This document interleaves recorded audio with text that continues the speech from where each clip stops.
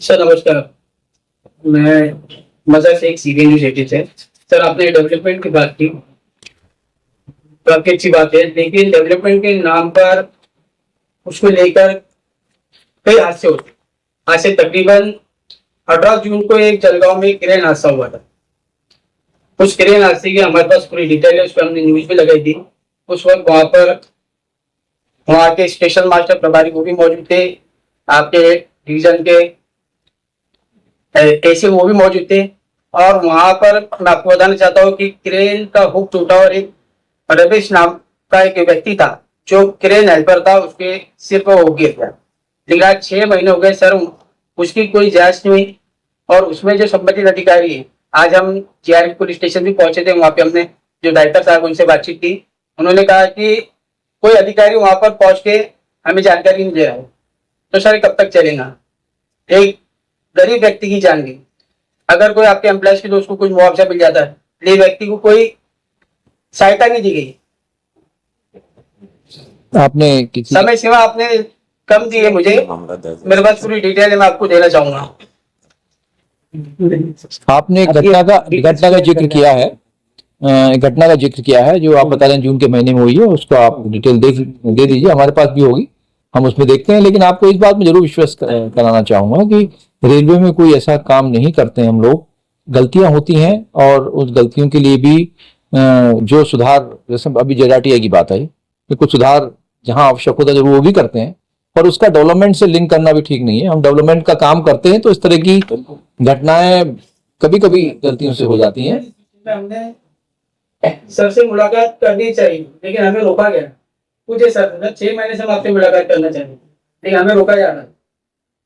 आपने घटना जिक्र किया है, जरूर यहाँ पे भी नोट होगा। और जरूर ऐसा नहीं हो सकता कि किसी व्यक्ति का एम्प्लॉइज है और वो एम्प्लॉइज के नाम पर ही उनका एक फॉर्म है, उसके नाम उनके नाम पर ही उन्हें जो टेंडर दिया गया। मदर जी, जैसे आपने बताया, हम लोग इसको आपके कागज में मैंने लिए हैं, इनको डिटेल में हम लोग करके आपको इसका रिप्लाई भी करवाते हैं, ठीक है? और बताइए। और साथ में टर्नआउट जो है, जो कि रेलवे की परिभाषा में एक ट्रैक के दृष्टिकोण से या सबसे ज्यादा स्पीड से गाड़ी चलाने के लिए जो सबसे एक आवश्यक भाग होता है, उसका भी सर ने निरीक्षण किया।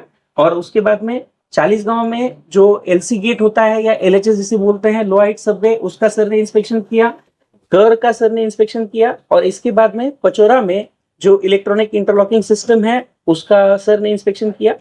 भुसावल में आने के बाद में हम सर ने स्वतः जाके जो नया 2x25 केवी का एक इलेक्ट्रिफिकेशन के लिए जो नई सिस्टम हमारे पास आ रही है, उसी के साथ में जो हम लोगों के पास में 96 कोर केबल की जो ओपीजीडब्ल्यू की सिस्टम हम लोग कर रहे हैं, उसका भी एक अलग से इंस्पेक्शन किया।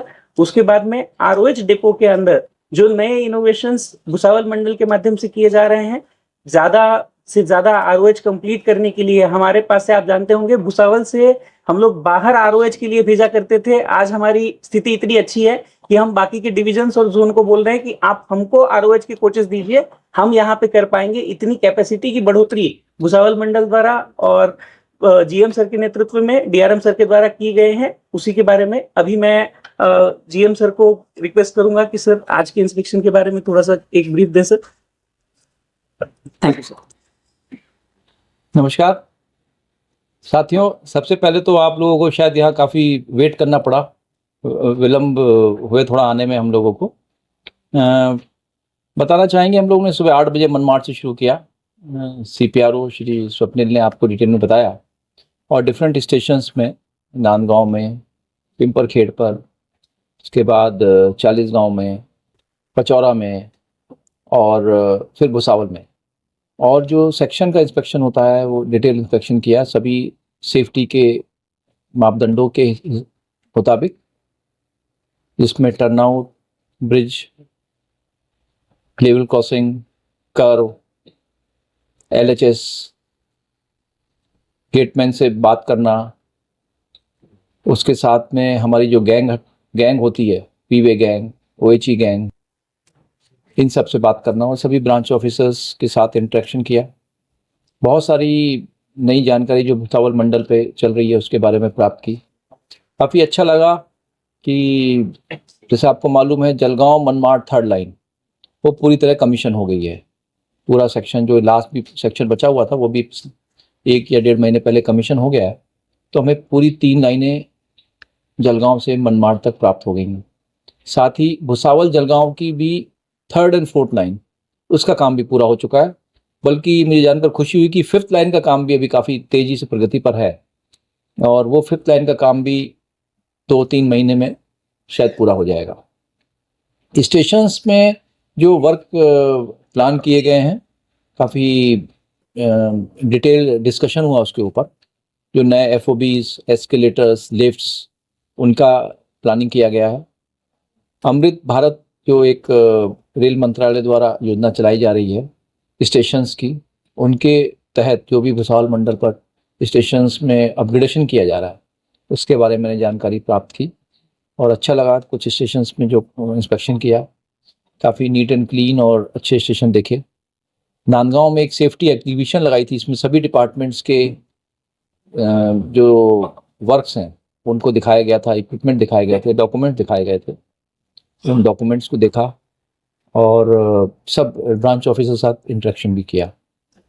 भुसावल में आने के बाद यहाँ ROH शेड का जो इंस्पेक्शन किया, काफ़ी अच्छा लगा। जैसा CPRO साहब ने बताया कि यहाँ पर अभी कैपेसिटी ऑगमेंटेशन कर लिया गया है, और जो पहले 200-300 ROH वैगन हर मंथ होते थे, वो अभी बढ़ा के 450-500, बल्कि मुझे बताया कि पिछले साल मार्च में 602 वैगन्स 702 वैगन्स का ROH का प्रोडक्शन किया गया अभी हाल में ही।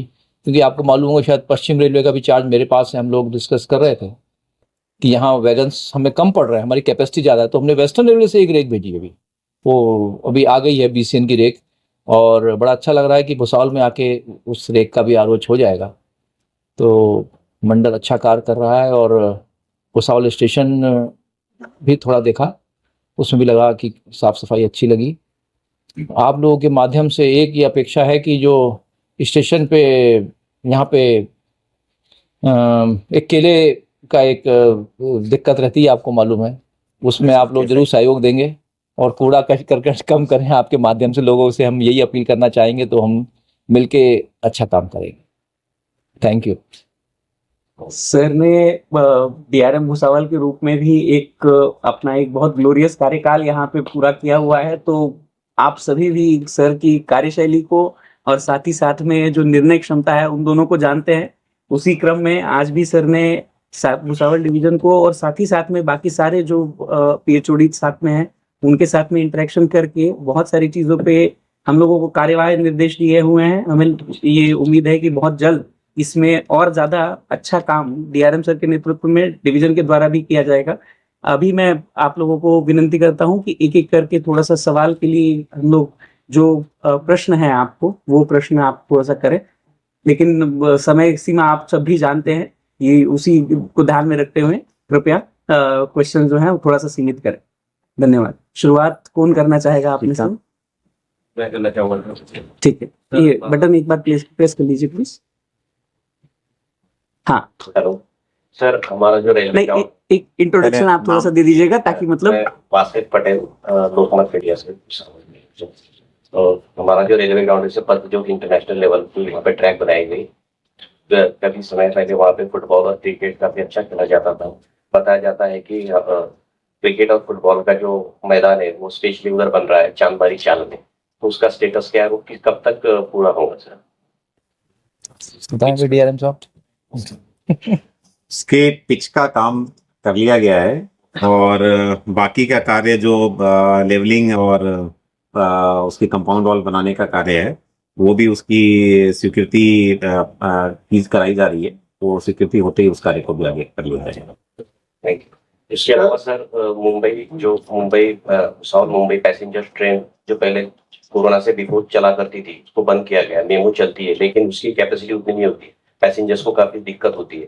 तो भविष्य में भुसावल मुंबई और भुसावल पुणे पैसेंजर फिर से स्टार्ट होंगे सर, ऐसा कोई प्रोविजन है? देखिए, ऐसा है, भुसावल से मुंबई का डिस्टेंस जैसे आप मालूम है 450 किलोमीटर है। तो जो यात्री हैं जो मुंबई जाना चाहते हैं, वो बहुत कम यात्री ऐसे होंगे जो 450 किलोमीटर, वो जो गाड़ी है वो 8-10 घंटे लेती थी पहुंचने में भी। तो अब फास्ट सबके पास टाइम की भी कमी है, हमारे पास भी टाइम की कमी है, आपके पास भी टाइम की कमी है, यात्री के पास भी टाइम की कमी है। तो आप पैसेंजर ट्रेन का मोह छोड़ें और जो हम लोग फास्ट ट्रेन चला रहे हैं उसमें सवारी करें, ज़्यादा अच्छा रहेगा।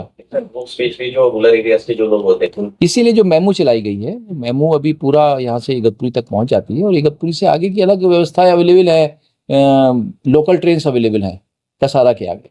अच्छा, तो वैसा कल इसी तरह नजर नहीं आ रहा। Vande Bharat next sir, 2 underpass है, एक जेटीएस का और एक टिम्बर मार्केट का। साल में 4 बार उसका मेंटेनेंस किया गया। नाम बता। नाम नरेंद्र सिंह पाटिल, दैनिक पुढ़ारी से 4 बार मेंटेनेंस किया गया है। ऐसी क्या खराबी हो रही है कि बार बार उसका मेंटेनेंस करना पड़ रहा है? जेटीएस का तो बरसात में तो वहां से जाना मुश्किल हो जाता है, लेकिन उसका काम अभी तक नहीं हुआ है। पानी भर जाता है, वहां निकालने की व्यवस्था नहीं है। वहां ये हर साल की तकलीफ है। अवैध वेंडर का भी सवाल सर को मालूम है सॉल्व नहीं हुआ है। आरपीएफ उस पर जरूर ध्यान नहीं देती है। आज भी गाड़ियों में अवैध वेंडर चलते हैं। बताइए। देखिए, अवैध वेंडर की आपने बात की तो इस पे लगा एक ऐसी समस्या है, ये भुसावल मंडल पे हम जानते हैं और उस पर लगातार हमारा कमर्शियल और आरपीएफ जो विभाग है उन पे कार्रवाई करता है। लेकिन और हमने आपको पता होगा कि बीच में जो बहुत सारा एरिया था जो भुसावल स्टेशन के आसपास के अप्रोच में, वहां से भी काफी लोग चढ़ जाया करते थे। तो हमने पूरा बाउंड्री वॉल का कार्य कराया है उसमें और उस कार्य को करा के वहां से उनके रास्ते भी बंद किए हैं। लेकिन स्टेशन पे ये एक ऐसी कार्रवाई है जो लगातार हमें कार्रवाई करनी होती है और हम कर रहे हैं और इस समस्या को कंट्रोल करने की कोशिश में है हम लगातार। और इसमें जो अनऑथराइज वेंडर पकड़े जा रहे हैं, जैसे कि आप लोगों ने भी उसको कवरेज दिया कि उनके अगेंस्ट अभी प्रॉपरली एफआईआर भी लॉन्च किए जा रहे हैं, ताकि रिपीटेड ऑफेंडर्स होते हैं कि सेम लोग फिर से वापस बार बार पकड़े जाते हैं, उनके अगेंस्ट अभी एफआईआर भी प्रॉपरली प्रोसेस की जा रही है। अवैध वेंडरों को बाहर से जाने के लिए भी आप ही के आरपीएफ लोग बताते हैं। नहीं, ऐसा बिल्कुल नहीं सर, होता अभी है। अगर कहीं ऐसी बाउंड्री घटना खड़ी हुई है, है, मेरी बात सुनिए, बाउंड्री खड़ी की है तो अभी फिलहाल जो आपका जू है वहां से उनका अप डाउन चालू है। वहां सिक्योरिटी गार्ड के नाम पे कोई नहीं रहता। ये आपने बात बताई, बहुत अच्छी बात है। हम लोग उसको भी अभी बंद करवाने के लिए बोल देते हैं। आरपीएफ के ये हैं, डीआरएम सर हैं, इनके थ्रू वो भी बंद करवा देते हैं। अगर ऐसी कोई चीज आपको नजर में आ रही है तो कृपया उस चीज को हम लोगों तक भी पहुंचाए, जिसके चलते हम लोग उन चीजों को तुरंत बंद कर सके। जैसे आपने आज बताया ना, उससे पहले भी जो चीज ये बताई गई थी तो कार्रवाई हुई है। ठीक है, आज आपने बताया तो उस पर भी कार्रवाई होगी। और बताएं। भोपाल में मेमू शेड बनने वाला है। मेमू शेड का काम अभी प्रगति पे है। अभी बल्कि हम लोग आज गए थे कि जो मेमू शेड के लिए जो कुछ क्वार्टर्स का रिक्वायरमेंट था वो भी बन गया है। और जो मेमू के लिए काम, जो मेमू ऑलरेडी मेंटेन हो रही है पूरे सेंट्रल में, कहीं मेमू मेंटेन होती है तो सिर्फ भुसावल में होती है। जैसे जैसे मेमू का रेट बढ़ेगा उसकी कैपेसिटी, एग्जिस्टिंग शेड की कैपेसिटी बढ़ाएंगे, स्टाफ भी लाएंगे और हम लोग काम करेंगे। कब तक होगा काम? जैसे मैं बताया, ये क्रमबद्ध तरीके से होगा। जैसे मेमू बढ़ता जाएगा हम कैपेसिटी को ऑगमेंट करते जाएंगे। वर्क हमारे पास अवेलेबल है। बहुत बड़ा शेड पहले से बना के रखने का कोई मतलब बनता नहीं। पूरे सेंट्रल रेलवे में सिर्फ मेमू शेड सिर्फ भुसावल में है और भुसावल में ही रहेगा। और जैसा कि आप जानते हैं, मेमू के साथ साथ में चाहे भुसावल से वंदे भारत हो या सब जगह जाने के लिए नई नई ट्रेनें आ रही हैं, तो उस तकनीक के दृष्टिकोण से जैसे वंदे भारत के लिए भी प्रोसेस कर रहे हैं, तो शायद उसका अपने को शेड बनाना पड़े भविष्य में, इसीलिए सारी प्रोसेसिंग की जा रही है। धन्यवाद। आगे। हाँ सर नमस्कार, मैं दैनिक जनशक्ति से गणेशवाल। सेफ्टी आरआई में फिलहाल कुछ दिनों पहले कुछ एक वारदात हुई थी, फूड पॉइजनिंग का केस सामने आया था। शुरुआत में हम सब मीडिया वहां पे जब गए तो हमको तो पहले जानकारी नहीं दी गई। 4-5 लोग एडमिट है ऐसा बताया गया। बाद में काफी सारे 100-150 लोगों को वहां पे पॉइजनिंग की मामला सामने आया। बाद में उसमें पता चला कि फूड पॉइजनिंग से वारदात हुई है। या ऐसी वारदातें ना हो या इंस्पेक्शन हो, वहां पे सडनली चेक होना चाहिए, क्योंकि वो जो कर्मचारी वो रेलवे के कर्मचारी है। तो इसके बारे में क्या एक्शन लिया गया है और भविष्य में आपकी इसमें क्या भूमिका रहेगी? देखिए, जो जेडआरटीआई में जो घटना हुई है उसके लिए सब हम लोग बहुत चिंतित उस समय भी थे और अभी भी हैं। जेडआरटीआई हमारे लिए बहुत ही प्रतिष्ठित एक इंस्टीट्यूट है पूरे सेंट्रल रेलवे का, और वहाँ 1000 से ज़्यादा किसी भी समय प्रतिष्ठार्थी रहते हैं। जब वो घटना हुई तब भी करीब इतनी ही स्टाफ वहाँ पे अवेलेबल था। और जैसे ही इसका पता चला कि कुछ लोगों की तबीयत खराब हो रही है कि तुरंत हमने कार्रवाई की और मुंबई से भी मेडिकल टीम भेजी गई। डॉक्टर्स और टीम भेजे गए, सैम्पलिंग ली गई कि कहाँ ये गलती हुई है, कहाँ क्या सुधार की आवश्यकता है, और इमीडिएट पहले मैस बंद किया गया, उसकी थॉरो क्लीनिंग की गई, पता लगाया गया किसकी वजह से ये हो सकता है। बट क्योंकि सैम्पलिंग के बाद उसके रिजल्ट आने में थोड़ा समय लगता है, कि करीब 5-7 दिन के बाद रिजल्ट भी आया कि खराबी खाने में ही थी, फूड पॉइजनिंग टाइप का ही कुछ प्रॉब्लम हुआ था। फॉर्चुनेटली जो इमीडिएट मेडिकल अटेंशन मिली थी, वो चाहे भुसावल के डिविजनल रेलवे हॉस्पिटल में हो या एम्पेनल्ड हॉस्पिटल में हो, सारे हमारे जो भी प्रशिक्षार्थी थे 1 या 2 दिन में डिस्चार्ज होकर नॉर्मल वापस आ गए। और अभी हमने एक बहुत थॉरो एक्शन प्लान बनाया है। मुंबई से भी ऑफिसर्स को भेजा था एक टीम को, उन्होंने पूरे JRTA का इंस्पेक्शन किया है, जो किचन में, मैस में, आउटसोर्स स्टाफ में, सेफ उनके जो प्रोटोकॉल है, रॉ मटेरियल में, खाना बनाने में, उसकी पूरे प्रोसेसिंग में, क्लीनिनेस में, उसका एक डिटेल एक्शन प्लान बनाया गया है। और हम लोग पूरे इसके लिए प्रतिबद्ध हैं कि आगे ऐसी घटना ना हो। सही। सर, शुरुआत में ही इंट्रोडक्शन कराते समय आपने कहा था यहाँ केले की ज्यादा ये होती है और उसकी वजह से स्टेशन पे काफी सारी गंदगी होती है। इसी गंदगी को कम करने के लिए लास्ट टाइम कुछ लागत लगा के एक वर्मी कंपोस्ट का एक वहाँ पे प्लांट लगाया गया है, वो आज भी 2 से 3 साल हो गए, आज भी वो बंद।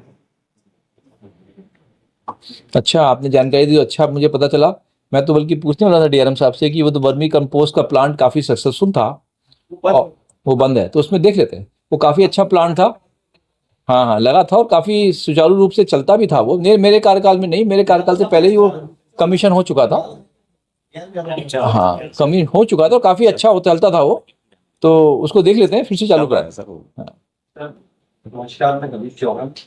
ट्रैक वालों के प्रमोशन जो ट्रैक में करते हैं, उनके लिए प्रमोशन एक समय की घटना की गई, वो 1 साल हो गया, उसके अभी तक क्या वो प्रमोशन क्या बदलाव के बाद रेल मंत्रालय पे नहीं किया था, उसके बाद में प्रयास क्या रहा ट्रैकमैन के पास? देखिए, ट्रैकमैन हमारा बहुत ही इंपॉर्टेंट और फ्रंटलाइन स्टाफ है, जो दिन रात ट्रैक की सुरक्षा के लिए, संरक्षा के लिए लगा रहता है। और हमारा सभी का पूरा कंसंट्रेशन रहता है कि ट्रैकमैन के जो जनरल वर्किंग कंडीशन है, जो उनके वेलफेयर है, उसका ध्यान रखा जाए। आज भी जैसे मैंने बताया, मैंने ट्रैकमैन से खुद करीब 15-20 लोगों से बात की, और मुझे बड़ा अच्छा लगा उनकी बात सुनकर, उनका फीडबैक लेकर, कि सब अपनी वर्किंग कंडीशन से, उनको जो यूनिफॉर्म मिल रही है, जो उनको शूज़ मिल रहे हैं, जो उनको उपकरण मिले हुए हैं, उससे वो काफ़ी संतुष्ट थे। पेट्रोलिंग हमारा बड़ा इंपॉर्टेंट आइटम होता है, जिसमें रात में ट्रैकमैन को जाना पड़ता है देखने के लिए कि ट्रैक सब ठीक ठाक है नहीं। सबके पास GPS ट्रैकर दिए हुए हैं, और हमारे फॉर्चुनेटली अभी ट्रैकमैन जो हैं काफ़ी पढ़े लिखे भी आ रहे हैं। जो नए ट्रैकमैन हैं वो कंप्यूटर सेवी हैं, सबके पास मोबाइल हैं, सबके पास अपनी अपनी व्हीकल्स हैं। तो general level of trackman improve हुआ है, ये बहुत अच्छी बात है। बट जैसा आपने कहा कि रेलवे बोर्ड भी इसके लिए काफ़ी प्रयासरत है कि ट्रैकमैन की कंडीशन और इम्प्रूव कैसे की जाए। समय समय पे नए नए इंस्ट्रक्शंस आते रहते हैं। सेंट्रल रेलवे में भी हाल में ही PC साहब यहाँ होंगे, उन्होंने भी एक प्लानिंग की ट्रैकमैन का अपग्रेडेशन करने के लिए, उनके प्रमोशन को फास्ट करने के लिए, और वो प्रपोजल रेलवे बोर्ड भेजा जा चुका है। इसमें उनके प्रमोशन में भी सुधार होगा, उनकी लिविंग कंडीशन में सुधार होगा, उनके प्रमोशन के प्रोस्पेक्ट भी इम्प्रूव होंगे। और भुसावल से सनावल, खंडवा सनावल और दौंड और नांदेड़, इसके लिए पैसेंजर्स जो एक्सप्रेस गाड़ियाँ कोई कनेक्टिविटी का अचीवड़ा है दौंड से अपना नांदेड़ के लिए है, और इधर सनावल के जैसे जो मेमो चालू करना चाहिए, इसके लिए क्या प्रयास किया है? देखिए, पहले एक बात मैं आप लोगों को ये बताना चाहूँगा, ये मन से डायरेक्ट ट्रेन वाला थोड़ा मोह कम करना चाहिए हम लोगों को। अब ट्रेन जाती है यहाँ से मनमाड़ जाती है, वहाँ से ट्रेन जाएगी दौड़ जाएगी। ट्रेन में एक ट्रेन से उतर के चल फिर के दूसरी गाड़ी में बैठ जाओ, वो ज़्यादा अच्छा है। डायरेक्ट ट्रेन हर जगह जाना जरूरी नहीं है। वो लॉन्ग डिस्टेंस जो होते हैं, जिसे को भुसावल से दिल्ली जाना है, जम्मू जाना है, उसके लिए आपको है भाई ट्रेन में बार बार कहाँ रुकूंगा। जो पैसेंजर ट्रेन है, मेमू ट्रेन हैं, लोकल ट्रेन हैं, उनमें सब जगह जो मेट्रो चलती है बड़े शहरों में, उनमें भी लोगों को एक ट्रेन से बदल के दूसरी ट्रेन बदलनी पड़ती है। उसके तैयार रहना चाहिए, उतरिए एक स्टेशन पर, थोड़ा चलिए फिरिए, दूसरी ट्रेन में बैठिए। सर ने आपको बताया कि कनेक्टिंग ट्रेन उपलब्ध है, लेकिन आपने जो 2 पर्टिकुलर स्टेशन बनाए, दोनों के लिए मैं बताना चाहूंगा, पुणे के लिए और दौंड के लिए आपके पास से वंदे भारत, जो नागपुर से पुणे वाली वंदे भारत है, वो चल रही है, वो कनेक्टिविटी दे रही है। आपको नांदेड़ के लिए सचखंड के माध्यम से कनेक्टिविटी प्राप्त है। तो दोनों जगह पे मुझे नहीं लगता कि सर ने जब जैसा बताया वो करने की भी आवश्यकता नहीं पड़ रही है, उसके बावजूद मतलब हमें थोड़ा सा ये करना चाहिए। ठीक है, और कोई बताना चाहेगा? लेकिन सर लाखों रुपए सफाई पे खर्चा कर रही है रेलवे, लेकिन जहाँ पानी के पीने के लिए सुविधा है वही कचरे की डब्बे रखे गए। ये 8 दिन पहले का फोटो है आपकी प्लेटफॉर्म नंबर 2 का। नहीं, अगर आप मेरे को शेयर कर दीजिएगा वहां पे ठीक करा लेते हैं। ये देखिए ऐसी चीजें आप रेगुलर बेसिस पे, जैसे यहाँ तपस्वी जी हैं या सीनियर डीसीएम साहब हैं, उनको भी शेयर करेंगे तो तुरंत ये चीजें क्लियर हो जाएगी। जीवन जी हैं, इनको तुरंत से क्लियर हो जाएगी। ये छोटी चीजें जो है ना, ये बहुत अच्छा है आप यहाँ पे कर रहे हैं।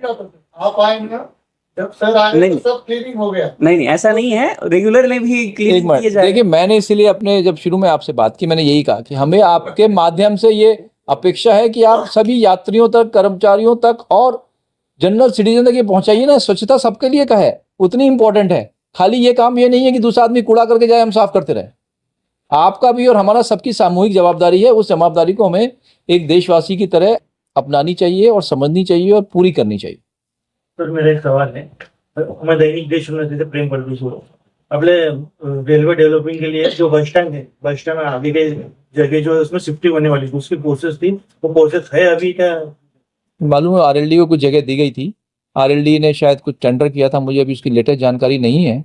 शायद डेवलपर ने उस हिसाब से उस गति से कार्य नहीं किया, या उसने जो सोचा, बीच में कोविड काल आ गया, कोविड काल के बाद सब चीज़ें उस हिसाब से आगे नहीं बढ़ी। तो लेटेस्ट जानकारी देख लेते हैं। बट वो ऑलरेडी रेलवे की लैंड ईयर मार्क्ड है, बस स्टैंड भी लैंड था, उसमें कुछ पार्शली शिफ्ट होना, पूरा नहीं, और उसके बाद डेवलप करना। तो प्लानिंग बनी हुई है, हो जाएगी। सवाल एक था, सफलता तो देखिए अप और डाउन में, नॉर्थ साउथ में बात उसका आपका क्या है? सबके लिए, सब यात्रियों के लिए, क्योंकि पत्रकारों का अपने लिए अलग से कुछ नहीं है, लेकिन सभी यात्रियों के लिए, सभी यात्रियों के लिए एम्पल जगह अवेलेबल है, उसमें पत्रकार भी खड़े कर सकते हैं। तो सर एक आखिरी सवाल था, क्या कोई भी सीनियर जितने भी विभाग हैं, सीनियर से हम अगर जानकारी लेना चाहे तो हमें ये बताया जाता है कि पीआरओ से बात की, और हम पीआरओ से बात करते हैं तो उस समय क्वेश्चन का आंसर नहीं मिलता है, और हमें ये भी बताया जाता है कि नए डीआरएम आए, प्रेस रिलीज हो रही है और वही डीआरएम साहब से हमारी मुलाकात नहीं किया जाता। ऐसे कुछ ऐसे सवाल थे सर जो आपको हम बताना चाहते हैं, आपके संज्ञान में लाना चाहते हैं। नहीं, देखिए सारी चीजों के आपका इंटरेक्शन सारी चीजों से, चाहे वो डीआरएम सर रहे या बाकी सभी रहे, सबके साथ होता है। लेकिन जो ऑथराइज्ड इंफॉर्मेशन आपको अगर कुछ देनी होती है तो वो पीआरओ के माध्यम से दी जाती है। उसका एक फायदा होता है कि कई बार जो बाकी के अधिकारी हैं, ब्रांच ऑफिसर्स हैं, उनके पास भी इमीडिएटली आपको, देखिए सारे ये टेक्निकल एक्सपर्ट्स हैं, तो टेक्निकल फॉर्मेट में जो इंफॉर्मेशन देंगे उसका आपको भी फायदा नहीं होगा, या यात्रियों तक कुछ गलत उसमें से जा सकता है, इसलिए वो पीआरओ के माध्यम से देने का प्रयास होता है। किंतु हम लोग ये इंश्योर करवाने के लिए मैं बोल भी दूंगा कि भाई जितना जल्दी आप इंफॉर्मेशन दे सके उतना जल्दी का प्रयास करिए। ठीक है, नहीं देखिए कई बार मैंने भी ये नोटिस किया है, क्या होता है आपकी डेडलाइन होती है 4:05, आप 4 बजे पूछते हैं और ये उम्मीद करते हैं साहब 5 मिनट के अंदर अंदर सारी इन्फॉर्मेशन आप दीजिए, तो वो भी संभव नहीं हो पाता है। ठीक है, क्लोज ठीक है, चलिए, हाँ नहीं ठीक है, चलिए धन्यवाद सभी लोगों को। थैंक यू सो मच, बड़ा अच्छा लगा आप लोगों से मिलके, थोड़े समय के बाद सब जाने पहचाने चेहरे हैं। Thank you so much.